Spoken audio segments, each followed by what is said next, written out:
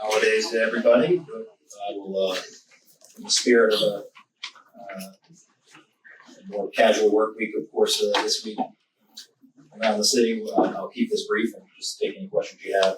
Obviously, special meetings today, the council meeting at 11:45. So we certainly congratulate Jennifer Breyer, Casey Jones, Tanyati Broughton, and Delarian Wiggins for getting to serve another 4 years, and certainly appreciate their efforts. And I think anytime you have continuity on a council, not only is it good for us in operations, but I know our administration certainly takes it as a compliment that that's 4 different city districts where our citizens feel like things are going in the right direction, that they want to continue forward. And as we see around our region and other regions at the local level, sometimes that's not the case. It might be the exact opposite, that they're looking for change and vote for lots of change. I think it's a good symbol of our ability to collaborate together as well as the direction the city's going. So looking forward to having the same 7 for the next 2 years.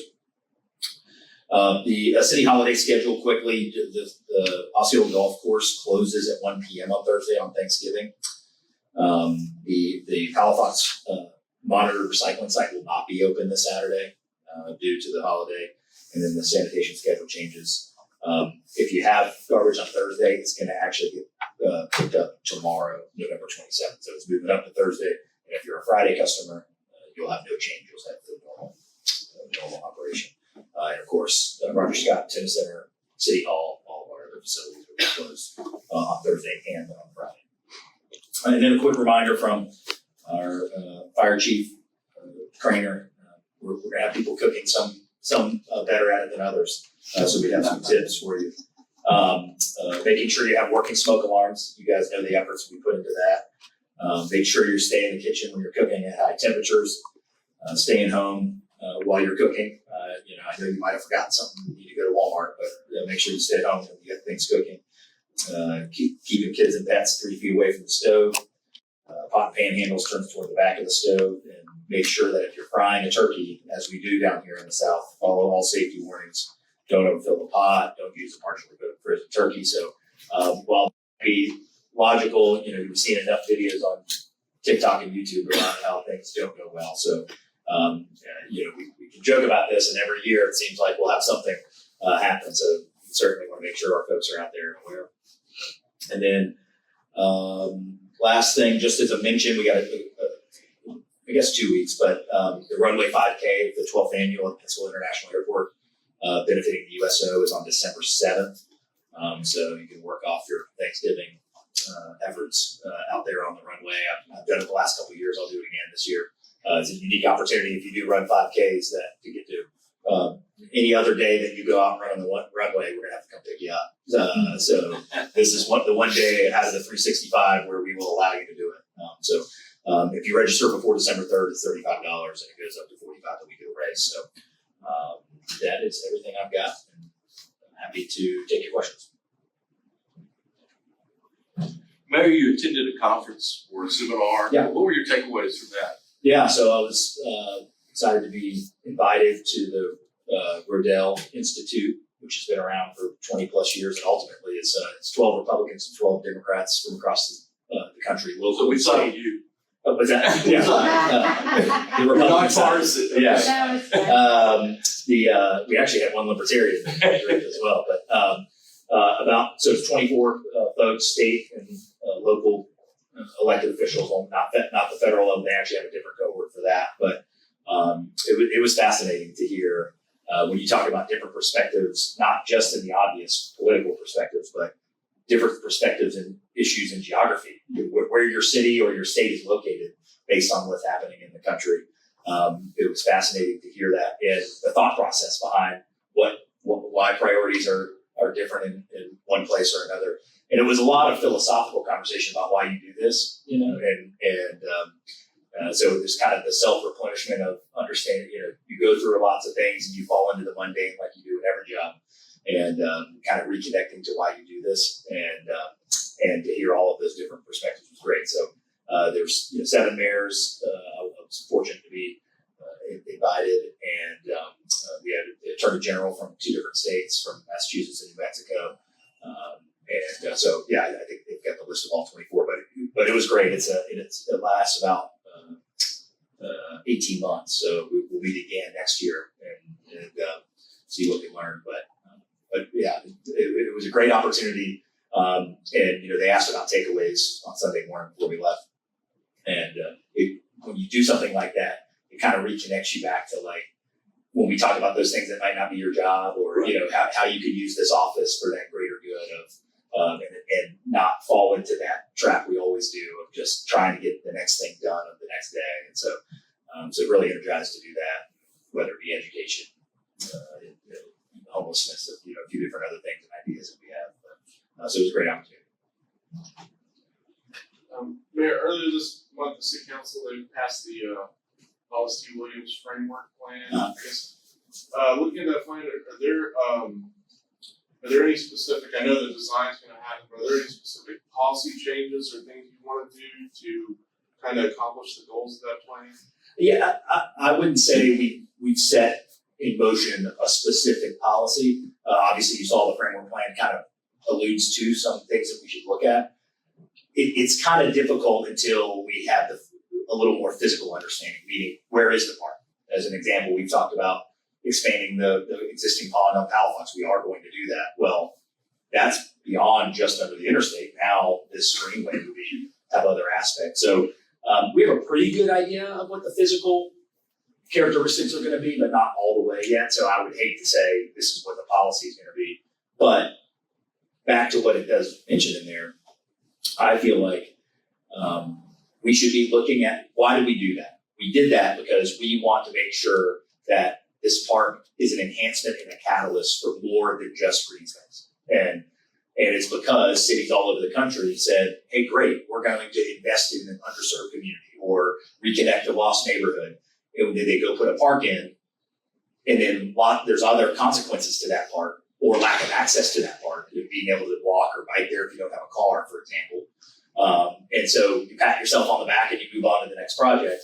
All the while, you may not have had that reconnecting impact that you thought you would. So I'll give an example of a philosophical thing we definitely will do. How we technically do it remains to be seen, is community wealth building around the park. And what that might mean is having a building on the surrounding area or within the park itself that lets small businesses pay little or no rent and can activate a business in the neighborhood. And if you know the history of this, the commercial hub of this neighborhood among this 18 city blocks was under the interstate was taken down. So you ask yourself, what would this neighborhood look like if the bank and the store and the restaurants were still there? And what would the prosperity have been? What would the wealth building have been in that neighborhood? So looking for opportunities to not just say, here's a beautiful green space, but to say, how do we activate the community and how do we provide an opportunity? We've got buildings under there, right? That of course the city owns now. That would be something we could look at in the long term. We're having conversations around buildings around the pond, the commercial buildings over there. So that's what I mean when I say I can't tell you exactly this is what we're going to do, but that would be a concept of something that we want to. And then, thankfully in Florida, I think what other states might do in this situation is they might say, okay, well, let's make sure that we don't have someone who's lived in this neighborhood 40 or 50 years get priced out of the neighborhood because of the increased property values of a nice park. So that's a pretty common thing that many cities look out for. Fortunately, in Florida, that's not with Sailor Homes. If this is your homestead, you're already capped at the 3% every year. So that gets talked about on social media a lot of someone getting priced out of their homes on taxes. We have not. In 2 years, I've never come across a scenario where it's someone's homestead and it only going up 3% a year has actually priced someone out of their home. It sounds damning, but we haven't seen examples of that. I think where you're going to start seeing examples of that are things outside our purview, like insurance, property insurance. I mean, I think that's the major. When you talk about someone who priced out of their homes, but that's not only in Hollis T. Williams. That's anywhere, anywhere in our state right now. So looking forward to that. But we'll start to have those conversations with council and administratively about what do those exact tactics, those policies look like once we have a better understanding of the footprint. And what's the current status of the design process or the redesign process? We actually have an all hands meeting. I think we finalized the contract. I'm not sure if it's formally finalized with Geosyntec, who won the RFQ. And I know I think there's 15 people in a meeting coming up this week to get things kicked off. So we've got a timeline, all that, and it's an aggressive timeline because of the need to spend the money. We have 3 years to encumber the funds for the grant award. So I've been saying that this isn't an aspirational project. We're going to get this thing going. Mayor, could you just update on 101 Main Street, where we are now and what are we learning? You had talked earlier about this being sort of a trial thing to see how it worked out. So what have you learned and where are we? Yeah, just had a call with CRA yesterday, not about that, but I asked that same question.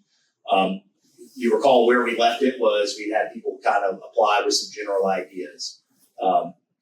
What I think we're preparing is to go out with a more formalized, it wouldn't be an RFP, but kind of more of the sign in the yard.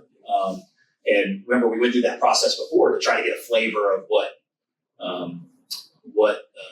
the highest and best use of this property that also pencils was. And we got some interesting ideas. We had a hotel proposed, we had housing proposed. But what I tell you is none of the ideas, all of the ideas had big enough caveats to them that we didn't say, like we did, for example, to take the motor lodge, we went through the same process.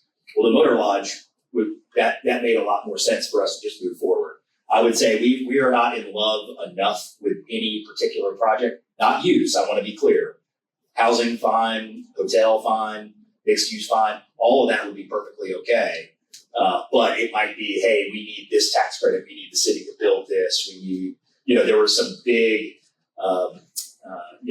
caveats in there on all of those that we didn't necessarily like. But again, it's why I'm appreciative that we did it that way, because imagine if this was an RFP and we had 3 that we were choosing from and we didn't really like any of them. Now what do? We start over again, and so this is exactly why we went through this process.